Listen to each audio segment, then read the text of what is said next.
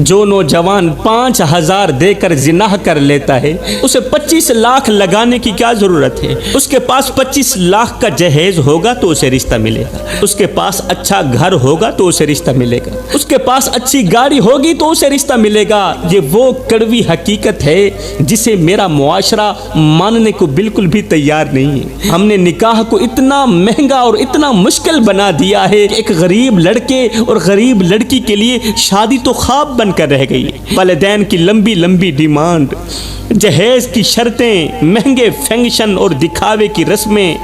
ان تمام چیزوں نے مل کر نکاح کے دروازے بند کر دیے۔ ادھر نوجوان لڑکے اور لڑکیاں ہر وقت سوشل میڈیا کی دنیا میں رہتے ہیں، ہر وقت موبائل میں مست رہتے ہیں۔ دونوں کے جذبات جوان ہوتے ہیں، دونوں کی خواہشات جوان ہوتی ہیں، لیکن جب حلال راستہ بند کر دیا جائے تو بہت سے لوگ غلط راستوں کی طرف پھسل جاتے ہیں۔ میرے بھائیوں، موبائل کی دنیا میں دونوں غرق ہیں، ایک دوسرے کے ساتھ فرینڈ شپ شروع ہو جاتی ہے، موبائل کے ذریعے، واٹس ایپ کے ذریعے، سوشل میڈیا کے ذریعے ایک دوسرے کے ساتھ فرینڈ شپ شروع ہو جاتی ہے۔ جب فرینڈ شپ شروع ہو جاتی ہے پھر کیا ہوتا ہے؟ پھر گناہ ہوتے ہیں، اور پھر وہی انجام سامنے آتا ہے کہ کبھی جھاڑیوں میں بچے ملتے ہیں، کبھی کچروں کے ڈھیر میں بچے ملتے ہیں، اور کبھی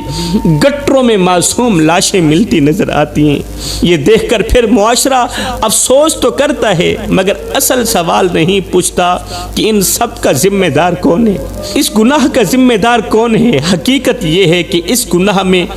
وہ والدین بھی شریک ہیں جنہوں نے اپنے بچوں کے نکاح کو آسان کرنے کے بجائے اپنی ڈیمانڈز اور رسموں کے بوجھ تلے دبا دیا، کیونکہ جب حلال راستہ بند کیا جاتا ہے تو شیطان حرام کے راستے آسان کر دیتا ہے، اور اس کا سب سے بڑا خمیازہ وہ معصوم بچے بھگتتے ہیں جو دنیا میں آتے ہی کسی جھاڑی کچرے یا گٹر میں پھینک دیے جاتے ہیں۔ آج میرا معاشرہ عجیب موڑ پر کھڑا ہے، باہر سے سب کچھ ترقی یافتہ لگتا ہے مگر اندر سے انسان ٹوٹ چکا ہے۔ گھر تو روشن لگتے ہیں مگر دلوں میں اندھیرا بڑھتا جا رہا ہے۔ ہر شخص اپنے فائدے، اپنی خواہش اور اپنی انا میں ایسا گم ہے کہ اسے دوسروں کے دکھ کا احساس ہی نہیں، اسے دوسرے کے دکھ کا احساس ہی نہیں، دوسرے کی پریشانی کا احساس ہی نہیں۔ اور دکھ کی بات یہ ہے کہ انسان کے پاس سب کچھ ہے مگر سکون نہیں ہے۔ انسان کے پاس پیسہ بھی ہے، انسان کے پاس دولت بھی ہے، پھر بھی راتوں کو کروٹیں بدلتی رہتی ہیں، نیند نہیں آتی، دل بے چین رہتا ہے، دل بے قرار رہتا ہے۔ آوازیں بہت ہیں مگر سچ بولنے والا کم ہے، ارد گرد لوگوں کی بھیڑ ہے مگر سچا انسان ڈھونڈنا مشکل ہو گیا ہے۔ میرے بھائیوں، اسی معاشرے میں ایک عورت بھی اپنی زندگی کے سفر میں کئی رشتوں سے گزرتی ہے، مگر ایک رشتہ ایسا ہوتا ہے جو اجنبی سے شروع ہوتا ہے اور پوری زندگی کا سہارا بن جاتا ہے۔ ایک ایسا رشتہ جس کے ساتھ وہ ہنستی بھی ہے، روتی بھی ہے، جس کے ساتھ اس کی زندگی کی ہر صبح اور ہر شام جڑی ہوئی ہوتی ہے۔ میری بہن، اگر فرصت ملے تو سوئے ہوئے شوہر کو کبھی غور سے دیکھنا۔ یہ وہ شخص ہے جس کا کبھی آپ کے ساتھ کوئی رشتہ تھا ہی نہیں، صرف نکاح ہی ہوا تھا کہ اس نے تمہارے اور تمہارے بچوں کے لیے نہ دھوپ کی پرواہ کی، نہ سردی کی پرواہ کی، دن رات ایک کر کے تتی ریت پر کماتا رہا، اس لیے کہ مجھے کچھ ملے نہ ملے، میری بیوی کو روٹی کا ٹکڑا مل جائے، میرے بچوں کو روٹی کا ٹکڑا مل جائے۔ نہ تو یہ اپنی تکلیف کی پرواہ کرتا ہے، نہ اپنے بخار کی پرواہ کرتا ہے۔ باہر کے لوگ اسے ذلیل کرتے ہیں، سخت کام لیتے ہیں، اس نے کبھی شکوہ نہیں کیا کہ مجھ سے کیوں سخت کام لیا جا رہا ہے، صرف اس لیے کہ میری بیوی اور میرے بچے خوش رہیں، ان کی میں ہر خواہش پوری کروں۔ آج کلائنٹ بدتمیزی کر رہا ہے، آج مالک بدتمیزی کر رہا ہے، اس بیچارے نے کبھی محسوس نہیں کیا، کبھی جواب نہیں دیا، کبھی یہ نہیں کہا کہ میں تھک گیا ہوں، کبھی یہ نہیں کہا کہ اب مجھ میں ہمت نہیں رہی۔ وہ گرمی میں جلتا رہا، سردی میں کانپتا رہا، بارش میں بھیگتا رہا، مگر گھر کی دہلیز پر قدم رکھتے ہی مسکرا دیتا تھا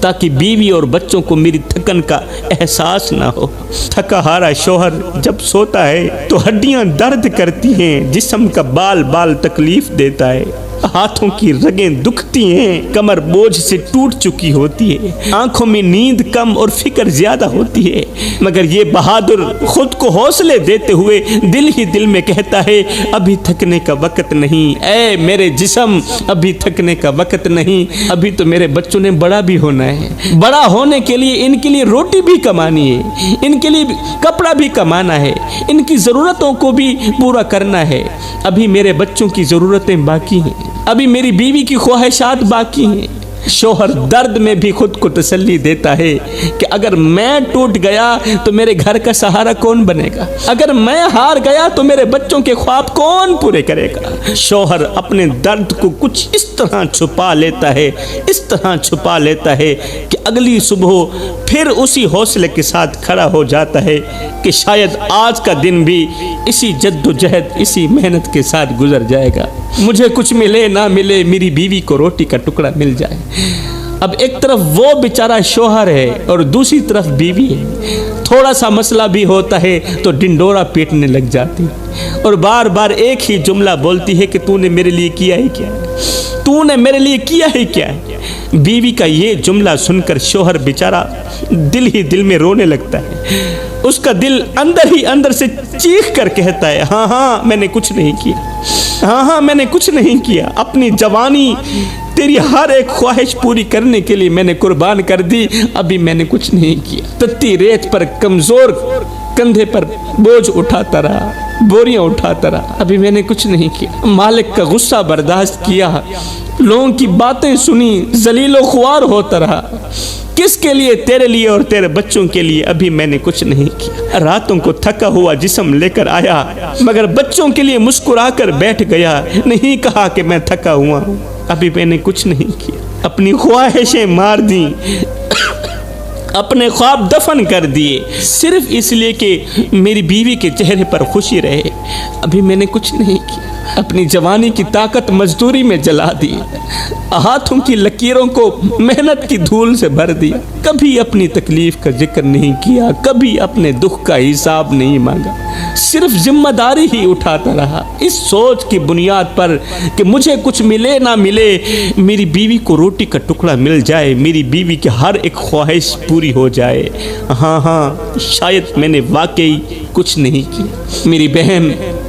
ایک لمحے کے لیے سوچ تو صحیح کہ اگر ایک دن یہ شخص تیرے گھر واپس زندہ نہ آئے تو تیرا کیا بنے گا؟ ایک دن تیرا شوہر تیرے گھر واپس زندہ نہ آئے تو تیرا کیا بنے گا؟ وہ دروازہ جو ہر شام تیرے شوہر کے قدموں کی آہٹ سے کھلتا ہے، کیا وہ دروازہ ہمیشہ کے لیے بند نہیں ہو جائے گا؟ وہ کرسی جس پر یہ تھکا ہارا مسافر بیٹھ کر سانس لیتا ہے، وہ کرسی خالی رہ جائے گی، پھر تو اسی خالی کرسی کے سامنے بیٹھ کر اپنے دکھڑے سنائے گی، روئے گی، آنسو بہائے گی، مگر اس وقت کوئی جواب دینے والا نہیں ہوگا۔ پھر تمہیں یاد آئے گا کہ یہی وہ شخص تھا جو اپنی تھکن چھپا کر مجھے مسکرا کر دکھاتا تھا، یہی وہ شخص تھا جو اپنے بچوں کی ایک مسکراہٹ کے لیے اپنی پوری طاقت لگا دیتا تھا۔ پھر شاید دل سے ایک آہ نکلے گی کہ کاش میں نے اس کی خاموشیوں کو سمجھ لیا ہوتا، کاش میں نے اس کے درد کو پڑھ لیا ہوتا، کاش میں نے کبھی اس کے سر پر ہاتھ رکھ کر یہ کہہ دیا ہوتا کہ تم تھک گئے ہو، تھوڑا سا آرام بھی کر لو۔ کیونکہ اصل سچ یہ ہے کہ دنیا میں بہت سے رشتے مل جاتے ہیں، مگر جو رشتہ بیوی اور شوہر کے درمیان ہوتا ہے وہ صرف ساتھ رہنے کا نہیں ہوتا، وہ ایک دوسرے کی زندگی سنبھالنے کا رشتہ بھی ہوتا ہے، ایک ایسا سہارا جو جب تک ساتھ ہو اس کی قدر کم محسوس ہوتی، مگر جب وہ سایہ سر سے اٹھ جائے تو پوری زندگی سنسان لگنے لگتی ہے۔ میری بہن، کبھی وقت ملے تو کسی بیوہ عورت سے ملنا، وہ تمہیں بتائے گی کہ شوہر کے بغیر زندگی کتنی ادھوری ہے، وہ بتائے گی کہ آج میں بھائیوں کے گھر میں ہوں اور بھائی ایک ایک نوالا بھی گنتے ہیں، وہ بتائے گی کہ میرے کمرے کے اندر جو پنکھا چلتا ہے اس کا بھی مجھے تانا سہنا پڑتا ہے، تانا سہنا پڑتا ہے، پنکھا کم چلایا کرو، بجلی زیادہ خرچ کرتی ہو، بل زیادہ آتا ہے۔ وہ تمہیں بتائے گی کہ آج اگر ایک کپ چائے کا بھی مانگوں تو بھائی سوچتے ہیں کہ کہ کہیں خرچہ بڑھ نہ جائے، مگر شوہر نے تو کبھی تانے نہیں دیے تھے، شوہر نے تو کبھی حساب نہیں مانگا تھا کہ میں تم پر کتنا خرچ کر رہا ہوں، شوہر نے تو کبھی یہ نہیں کہا تھا کہ میرے پاس پیسے ہیں یا نہیں، وہ تو بس خاموشی سے کماتا رہا، برداشت کرتا رہا اور گھر والوں کی خوشی کے لیے اپنی زندگی کھپاتا رہا، اور شاید دل ہی دل میں یہی کہتا رہا کہ ابھی میں نے کچھ نہیں کیا۔